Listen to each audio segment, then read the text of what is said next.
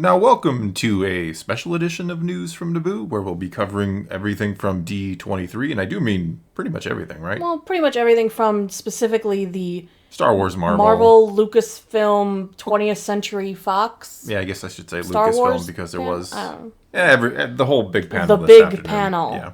We unfortunately didn't get to go, but or see it online because we're going to bring you you what we know and tell you what we think. Okay.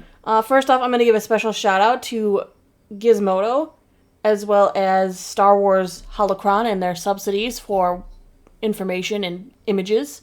Yeah, they were pretty much I'm sure there are a lot of people, but that was the one you were kind of following us on. Right. So I just want to give them a Twitter, shout out. Lucasfilm kicked off the event. Kathleen Kennedy came up on the stage and said last time they were there was 2019 when they were debuting The Mandalorian. They started off by talking about Andor. It was the first one they really brought up and delved into, reminding us all that it's set 5 years before Rogue One. Kennedy called it a 24-episode spy thriller. Diego Luna in the cast of Andor came up on the stage. He says, "You won't believe Cassian is capable of what he does in Rogue One." No, in my head that means two different things. That means one thing Either in my head. he won't believe where he starts at with shooting that guy, or where he gets to with this big redemption-y thing. I see where you're going. Yeah. I think one of the issues you may have with Rogue One is how fast the redemption will come, since we're going to have 2 seasons, 24 episodes of him, I'm assuming, starting off as kind of a, not a good guy per se, unfortunate circumstances where he does some shady things against the Empire, which kind of makes him a default good guy, if you will. But I think what he means is we're not going to believe that the guy we see at the start here is going to be this for the cause, for the rebellion, shoot my informant in the back kind of guy. Kyle Solar, who is playing our ISB officer, says you will love to hate him in Andor, which I always love that villain who you hate, but you love him. Yeah. Honestly, it's a mark, I think, of a good actor. If their character is the bad guy and you're like, oh my gosh, they're so good, I love their character, but I hate him because he's the bad guy. I didn't know this, but Diego Luna is also the producer. He's a producer on Andor. He calls it a 12-episode film. He just pretty much says it's just a gigantic film cut into parts. It kind of looks like that. I mean, it looks it has that same kind of Rogue One vibe to it. Absolutely. It looks so similar. So I'm hoping it has that, just a little deeper than Rogue One gets the chance to go, which I know a lot of people complain the characters aren't fleshed out enough. So it seems like this is the Rogue One, but the characters get more time. Mm-hmm. And then they gave us a new trailer, the final trailer for Andor. New is a stretch. There's a lot of kind of reuse in this one, yeah. Right. I mean, it's understandable. A lot of companies do that because or else they give away too much, and I hate when they give away too much, so I understand the reuse, and they clipped in some Rogue One again. I'm fine, but less than 2 weeks to go, that's fine to give us kind of a... 10 days, man. Like I said, less than 2 weeks. Getting there. We did find out that Bad Batch Season 2 is premiering on January 4th. Wasn't that supposed to be spring 2022? Originally, probably, yeah. And then September 28th. I'm curious if this was a problem with the Bad Batch or if it's a problem with other shows that they're kind of compensating to move around. I'm upset by it, though, because I wanted to have something to watch after Andor ended. And we're not going to have anything to watch. You always want to bring on the next one. Yeah, sure. No, Andor's going to end, and we're not going to have any Star Wars till January. Well, it's going to be... It seems like they're taking December off, which is, I guess, understandable with the holiday season. I guess they figure people don't watch streaming services. But it's not like they're not coming out with anything during that time. It's interesting. Well, the odd thing is that Star Wars kind of took that, for movies anyway, when we were still getting Star Wars movies, they took that Christmas time period. So it's kind of strange that I think they're implying they don't think people watch anything during Christmas, and yet that was kind of where they put Star Wars for a while. Yeah, I don't know. I would think more people are kind of off and, staying at home and more likely to watch. I don't know. Maybe I'm wrong. Maybe you are wrong. They make it sound like during Christmas, like people go out and do stuff with family every single day, and I'm not so sure that's the case. I know that people do shopping and, Christmas work parties and stuff, so I don't know. So they don't have time for a half hour of television? Yeah, I guess. No, that's not true at all, because there's so many family movies and stuff come on. There are plenty of things that come out for Christmas. I mean, don't they have a Guardians of the Galaxy holiday special that they're coming out with this year? But next they moved on to talking about Tales of the Jedi, which will give you origin tales on Ahsoka and Dooku. The 6 episodes are all coming at once, October 26th. And they gave us the trailer.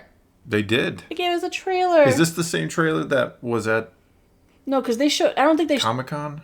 I don't remember if they showed a trailer or just premiered one of the 6 episodes. Yeah, or that was Celebration, not Comic-Con, right? Yeah. Yes.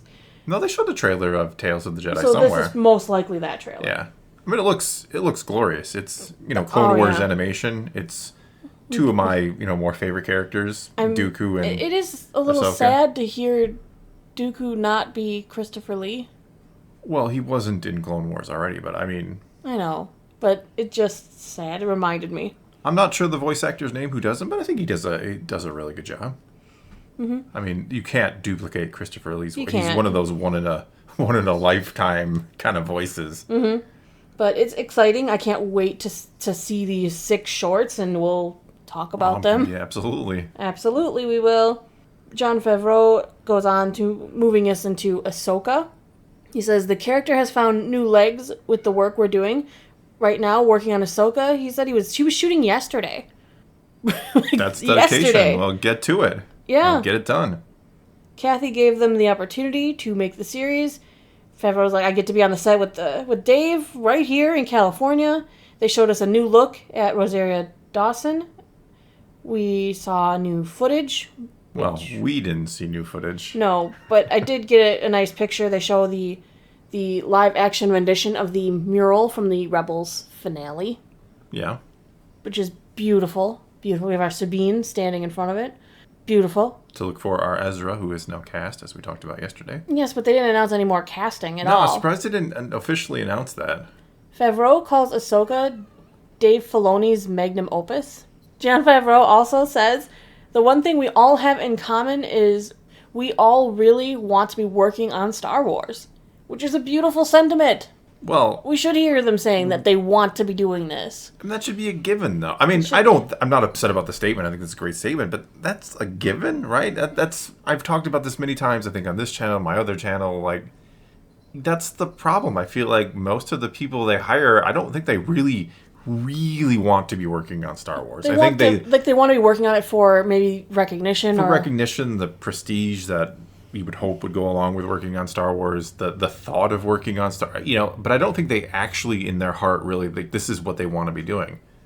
Not saying that they don't want to, and I mean even Kennedy, to her credit, talked about the problem. You have to have a commitment if you want to come work on Star Wars. You have to put in the 3, the 4, the 5 years. And I think a lot of the people they hired, they don't want that commitment. They want to come in and sure they want to make a Star Wars movie or a show, but they don't really want to commit to Star Wars, which it's fine. I'm not saying you have to, that shouldn't be the end goal of every person in Hollywood, but certainly there are people whose end goal or end game is to come work at Lucasfilm and to create Star Wars, and that's Filoni and Favreau, I think. I mean, Favreau maybe a little less so than Filoni, but I think he jumped on board with The Mandalorian and has been loving it ever since.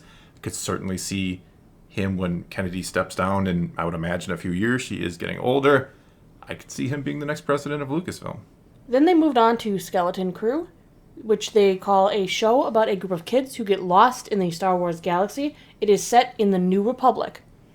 We also got an image of Jude Law in Skeleton Crew. We were all thinking he was going to be a robot. That was my go. You were set. I was like, he's going to be an apps. There's absolutely going to be a droid. No, he's not a droid. He is something. We don't know what. Yeah. Either somebody maybe looking for the kids, finds the kids, maybe he's the antagonist. We don't even know. Could be. I didn't even consider that. Why not? Because it's Jude Law, and I just think good guy when I think Jude Law. That's, yeah. Kathleen Kennedy goes on to call Skeleton Crew phenomenal. As opposed to calling it utter crap that she's disappointed they created. I mean, I'm joking, but I'm just saying they always call these things phenomenal. And then they go to Mandalorian, Season 3. Never heard of it. Is this something new, or...? Dave Filoni says, it is our privilege to take you to this galaxy far, far away. I like how he calls it their But see, privilege. that's, again, what I'm talking about. It's that love, that deep love, you feel it. That's what I'm talking about with Filoni, and I understand some people, they don't always like his choices, which is fine, but everything he does for Star Wars, and that's why I am a big supporter and fan of the guy. Favreau was currently editing Mandalorian Season 3. Giancarlo Esposito was up on the stage, and he's just so passionate about Star Wars when he talks about the love and how much he seems to really just adore working on this project. Yeah, and of course he's in season 3. Yeah, every interview I see, I just love that guy. Everything he does that I've seen him in, he's just fantastic, and he always has that passion for what he wants to do. Sometimes you watch interviews with actors or actresses, and you can tell they're excited to be in this, but you can tell it's just like, I gotta say these things and these all that. These are what I have to say. But sometimes these are the words. Yeah, but exactly, these are the words that my press person told me I have to say. But sometimes you actually get interviews where you're like, wow, this person actually really loves what they're doing here, and he at least gives that vibe. And again, he's a terrific actor, so maybe it's all. According to him, Gideon was left in this place of terror, a place of vulnerability, wondering what's going to happen to me.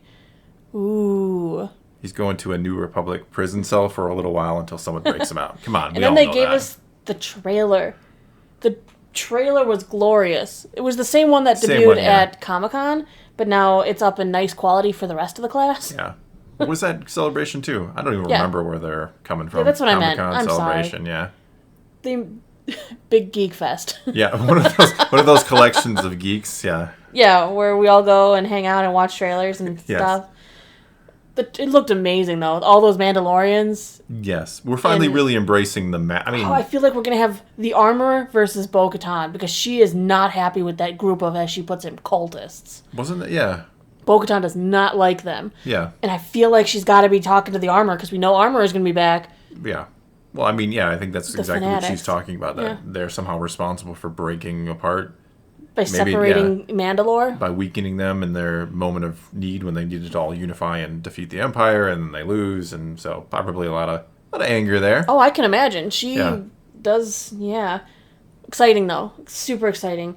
They threw at the end of the trailer that it was coming next year. I don't believe they gave it. We originally said it was February. It was February, but they didn't put February on the trailer. Which goes back to the whole Bad Batch thing. Are they moving it? Yeah. Was the reason Bad Batch moved not because an issue with Bad Batch where it took longer, but rather something with Mandalorian taking longer and they're trying to fill a bigger gap? Or I don't know.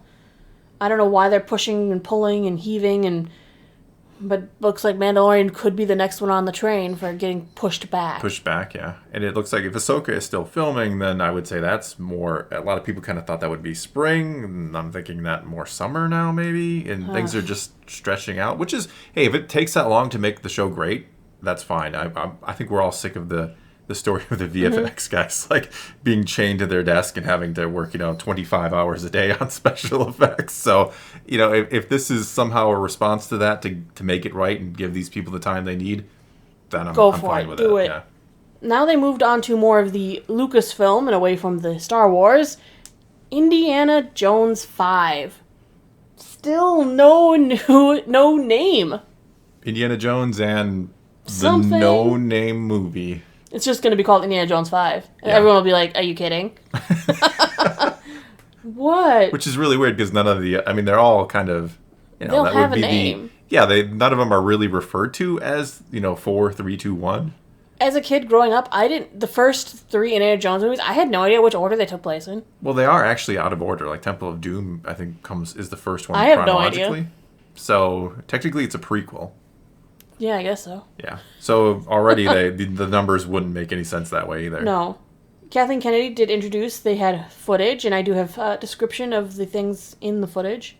First off, Harrison Ford came on the stage as well, and he said it was a very human story in the movie.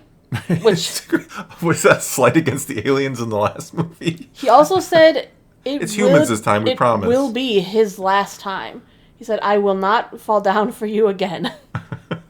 That's going to be it for him. Harrison Ford and Indiana Jones. I heard he got very emotional, tearing up. It's kind of... I wonder why he has such attachment to that character over Han Solo. It always seems like... he really wanted Han to die in, episode... In Return of the Jedi. It's not called episodes. I wonder why he seems to be so into Indiana Jones over Han Solo. Maybe because Indiana Jones is him. It's his franchise. It's his franchise. Yeah. He is the movement, the main character. He's not sharing the limelight with any. I don't know. That sounds like makes it sound like he's a big head, but he kind of does though. His character. I love Harrison Ford, but he is kind of a. That franchise was made for him. Yeah, I guess though. And I don't know if it's true, if this is confirmed, but I thought it was like he agreed to do episode 7 if he got to do Indiana Jones again. Mm-hmm. So maybe. Yeah. As for the description of the footage, I heard It was very fast-paced. Carts racing around the street, divers going underwater, a skeleton popping out. Indy's still teaching. He's walking around, busy classroom. There are scenes of people fighting on top of a train, and his old friend Sala is back from the original Indiana Jones, and he needs Indy to help him one last time. Shocking. There's a big horseback thing. There's flashback because apparently Indy looked a little de-aged. We've got gunfire, people celebrating in New York City, and they all duck, and Indy rides through on the horseback. He's on a horse in the subway. Sounds pretty action-packed.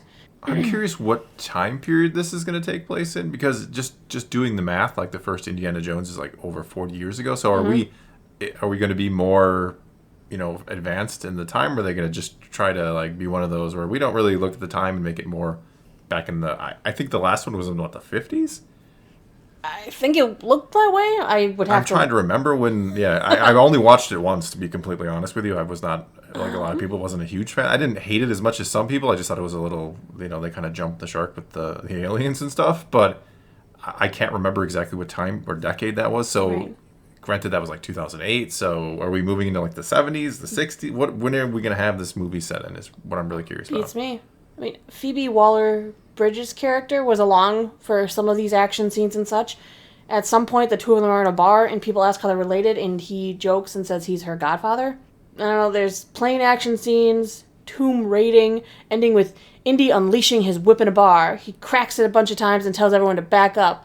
Then they all take out guns and shoot at him, and he jumps out the window. That reminds me of, Temple of Doom? Where they're standing at the, and they're like, we've got swords, and he pulls out a gun and shoots one of them. That's the first one, yeah. That's Temple of Doom, yeah.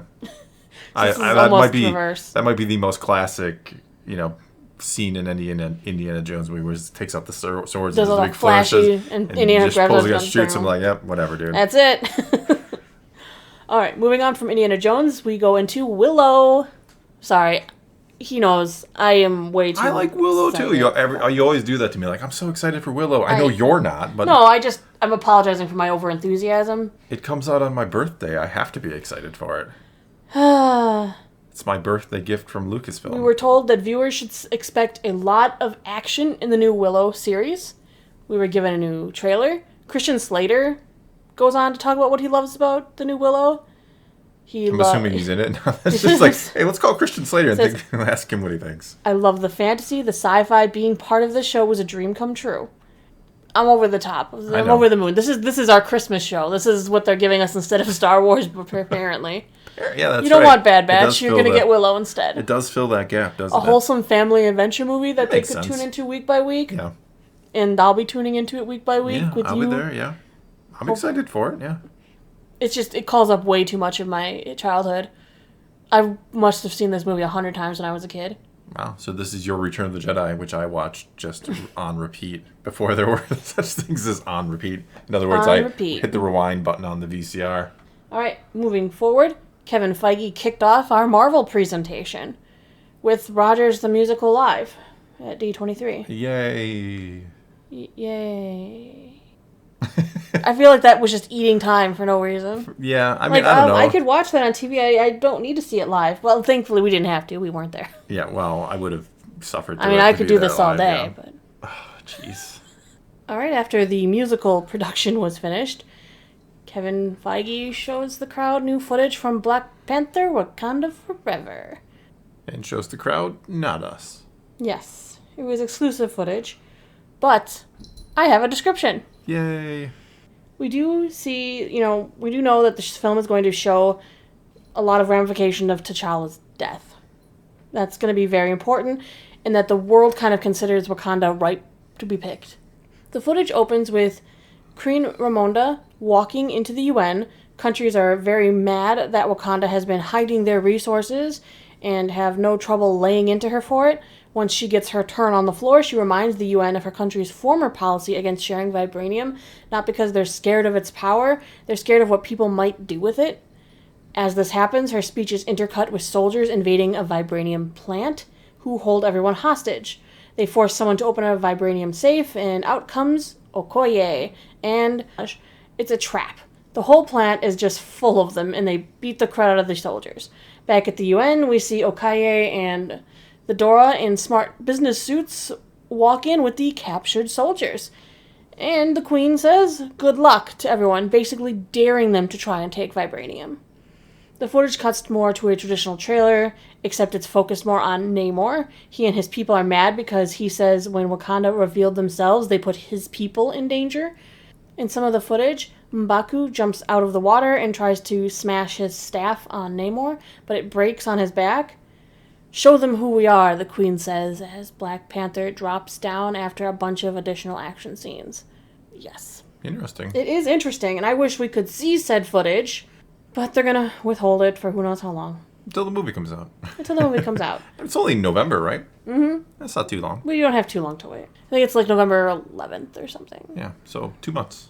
All right, then in comes Ironheart, the new Disney Plus series, which will spin off of from Wakanda Forever, as Riri will be introduced as Ironheart in that show.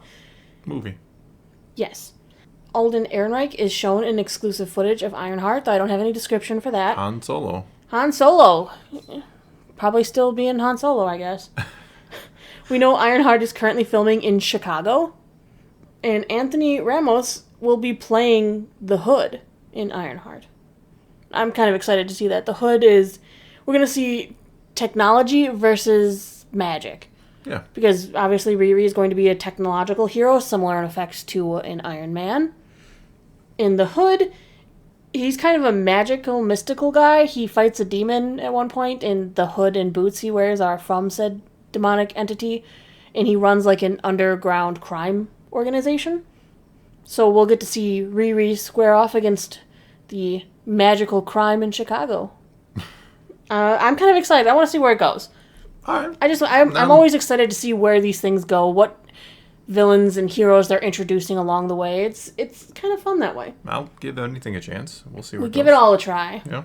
Then Ant-Man and the Wasp: Quantumania kicks off the new phase. Paul Rudd came out, of course. He's going to be in it. He briefly spoke about the fact that people had voted him sexiest man alive at one point. Strange. He says it's unlike anything we've seen. This thing is bananas. Again, as opposed to, it's just another average Marvel movie, he would say, you know. Jonathan Majors as Kang will throw the MCU into new territory. They had exclusive footage again.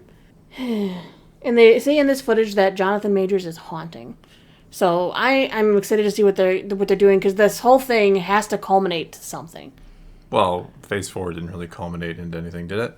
Well, it did remind us that the multiverse exists. Well, it kind of introduced it more or less, kind of. Yes, so I think we're Now we're going to do something with the multiverse, more than just kind of. it's like Phase 4 is our let's set up some new heroes-y type phase, and then Yeah. Phase 5 we're going to start moving more into the root of what's going on. Then we moved into Marvel's first Halloween special, Werewolf by Night. It's premiering this October on Disney Plus. I'm kind of thinking it's cool. Michael Giacchino, who's the iconic composer from Rogue One and The Batman, is directing. This is his first directing thing. They had a trailer. Trailer was cool. The trailer is up for anyone to see. It totally reminds me of the Wolfman. Yeah. Those old school horror movies. Yeah. Like old horror movie vibes. Old horror movie vibes. And that's what's kind of special about it. It's so different and old school that I think I'll enjoy it for what it is. They call it fun scary. They specifically compared it to Poltergeist and Indiana Jones. Because there's an adventure-y type aspect with, we are the hunters, but one of you is a monster. All right. Perhaps a werewolf by night. But I'm down. I'll watch it. You know me. I'm good for watching all this. I'll figure out afterwards if I liked it, but I'll watch it. I'll give you a chance. Yes. Don Cheadle came back to talk about their secret invasion, because he's going to be in it. Yay! Yeah, it looked like we did get a trailer Cheadle's for back. that. We got a trailer. They say it's going to be a deep dive into who Nick Fury is. Amelia Clarke and Olivia Colman are in Secret Invasion. The trailer was exciting. It's going to be a bunch of Skrulls. And Nick Fury. And Fury. Skrulls and Fury. Skrulls and Fury. Good name for it. I mean, Nick Fury, he's not been on planet for a while. We saw Ben Mendelsohn's Skrull Talos. Yeah. Yep. In human Ben Mendelsohn form. Yes. In Mendelsohn form, yes. I was a little confused when Olivia's like, oh, you've been out of the game for a while. I'm like, Is this Skrull her talking or Maria Hill her talking? Because we know Skrull her was hanging out on the planet too. Because that was from Spider-Man. And Secret Invasion rolled right into talking about Armor Wars, where Don Cheadle will star. He looks like he's more of a businessman now. He's got like a security detail. I don't know exactly what job he's performing. I'm not sure what's going on with him. Something in the new world and how they're regiment out. He's more of a figurehead, it looks like. Yeah. Or someone of more grave importance, which I'm interested to see what role he's filling, because the world is in a weird place since the blip and coming back. Is it, though? I mean, I don't know that we've actually got much of the... We got a little bit of that in Falcon and the Winter Soldier. Winter Soldier's the only one that's kind of gone... Well, I mean, not the only one, but that's the one that's gone into it the most, kind of the state of the world itself. The show is kind of going to follow what happens when Stark armor falls into the wrong hands. Armor Wars will have 6 episodes and starts filming next year. I thought that was sooner, but okay. I didn't know it wasn't officially announced, but apparently they officially now announced Loki Season 2. I thought we already officially announced it. But yay, Loki Season 2. I'm still excited. It's going to pick up after Season 1. Loki back at the TVA. Mobius no longer knows who Loki is. The core question of the season is, how do we get here? Once again, they're exploring the multiverse. They showed footage to everyone who was present. Of course. Kang looms large over the footage. He's going to be a principal character. He's important to this phase, you know. Well, this saga, the multiverse saga. His Avenger movie, essentially. Right, because we're going to see him in Quantumania, and he's looming in there, and he's going to go back into the Loki series, and we'll see more of him there. I know that in the footage, there are 3 versions of Tom Hiddleston's Loki. They're collaborating, but we also see them facing off in the footage. I'm always down for a good Loki variant. As long as it's an alligator. We heard that Matt Shakman is directing Fantastic Four, and Kevin Feige says that's the only news present for it at D23. So many rumors around that one. There were so many of cast. This is the cast. This is who the Fantastic Four will be. Yeah. Here's who Victor Von Doom will be. And now, he's like, no, we're not revealing anything. Straight up. Okay, thank you for that. I at least got confirmation that I'm going to hear no news. Yeah. Maybe no news is good news. Maybe. I don't know. It's still a really far way off. Yeah, it's a long ways away. Then they brought in Echo. As we remember, that one spun off from Hawkeye. Yep. I enjoyed Hawkeye, so I'm really hoping to continue enjoying Echo. Yeah, I actually really enjoyed Hawkeye, We know Vincent D'Onofrio is returning as Kingpin. We did see some footage. Well, we didn't, but they saw some footage from Echo. Vincent D'Onofrio says he's super excited and impressed by all these people to bring Fisk and Maya together again. It was incredible. We've got some crazy scenes. Vincent stayed on stage. Everyone else left. And Charlie Cox came on out for Daredevil Born Again. Coming soon. 18 episodes, starts filming next year, and then everyone who was present saw the footage of Daredevil and She-Hulk. We did just get a mid-season trailer for She-Hulk with a lot of footage with Charlie Cox playing both Matt Murdock and Daredevil. Yeah. He is the reason I continue to watch that show. He is the glue. I think he is the draw. The reason a lot of people are still watching that show, I think. No, it has its interest, and it has its points, but some parts are so cringy that I can't get past it. Yeah, I'm sure it has its fans. It has people who enjoy it. That's fine. I'm just not one of them so much. Then they moved on to Captain America, New World Order. And Tim Blake Nelson is reprising his role as the leader from Hulk. It's funny, I think I just mentioned him the other day. I'm like, whatever happened to the leader? Did they ever do anything with him? And then, boom, here he is. Here he is. There's the leader. Yeah. They're calling it a paranoid thriller, which is interesting. I mean, with the leader involved, I could see that. I mean, yeah, he's a mind guy. He's a smart man right there. Plus, he does like a little bit of, if I recall, he has some sort of mind controlling abilities, or he's always trying to mind control things. He always wanted to have control over the Hulk. Yeah, that was his big thing. He was the brains, and there's the brawn, and I want both. He wanted the complete package. Yeah, strength and intelligence. Mm-hmm. Thunderbolts came up next. We had the first look at the team.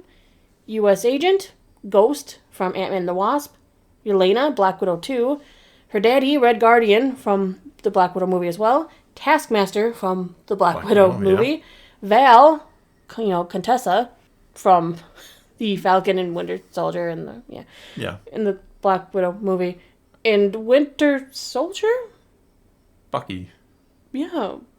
Why is he in the Thunderbolts with that group? Maybe he's their manager. No, Val would probably be their manager. Okay. I'm interested to hear the reason as to why he's on this team, because he did not have a good relationship with U.S. Agent. Not at all. Yeah. It just seems like a bizarre choice. He may know Red Guardian a little bit. I mean, they were both Russian bad guys for a while. Yeah. Yeah, but it's interesting, and it's stated that Yelena's leading the team, which is a big question of why is Yelena leading the team? I mean, she comes from a spy background, which is like a singular, I work alone type deal. I feel like Winter Soldier could be, he knows more of a team dynamic. I think he'd be a good leader. Red Guardian, he'd probably be a good leader. U.S. Agent would probably be another good leader for this team. It's a weird choice that they went with Yelena. Yeah, maybe it's probably be explained in the movie way. Maybe they have to fight it's for it. It's got to be a point of weird. contention in the movie, right? None of them are going to be happy that. Because they're all iconic standalone people. Yeah. So why do they need a leader? Oh well. Next we had The Marvels, where we had our 3 Marvels all on stage together. We have Captain Marvel, Miss Marvel, and Spectrum. Formerly original Captain Marvel. Yes, Monica Rambeau, Spectrum. Yeah. And we know the Goose, the cat, is going to be back. The cat, not cat. Yeah. Yes. That's really all they had to say. The cat, not cat, yes. Cat, not cat. And of course, everyone always gushes about how great and fun the project was. Was there any footage of that one shown? No. Interesting. No footage. Last but not least, we move on to our Century Fox section, where James Cameron came virtually to talk about Avatar: The Way of Water. Woo! You are very excited for that one, yeah. They are re-releasing that this month, September 23rd. It's going to be re-releasing HDR 4K in theaters, 3D, upscale re-release, fancy stuff.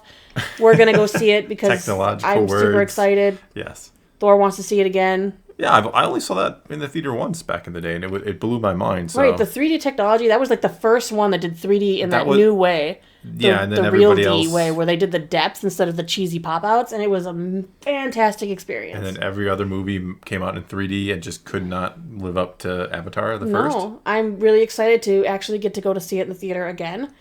And for everyone who was at D23, they turned the hall into a 3D movie theater to watch an exclusive scene from Avatar: Way of the Water, in which I am super jealous. That comes out in December. Yeah. I think they moved back Shazam because of it or something. Didn't want to tangle with... It was either Shazam... Oh, it was Aquaman moved too. The Battle of the Waters? Way of the Water versus Aquaman. He could have just controlled them or something. Can I call it Aquaman? The Last Tide. Aquaman, Surf's Rising.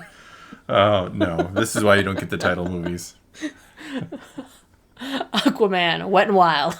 Jeez, you would. I think a lot of people would like to see that kind of movie, but Aquaman, Curse of the Geyser. What? I don't even want to know what you're going with there. That's just that was a weird. Scary movie. Okay, yeah, it would be scary. I think a geyser that has water that you can't control. I don't know, making stuff up on the fly. I couldn't tell. DC, call me. I got ideas. Better ideas than they have most of the time, I think. All right. Well, that is all we've got for you this time.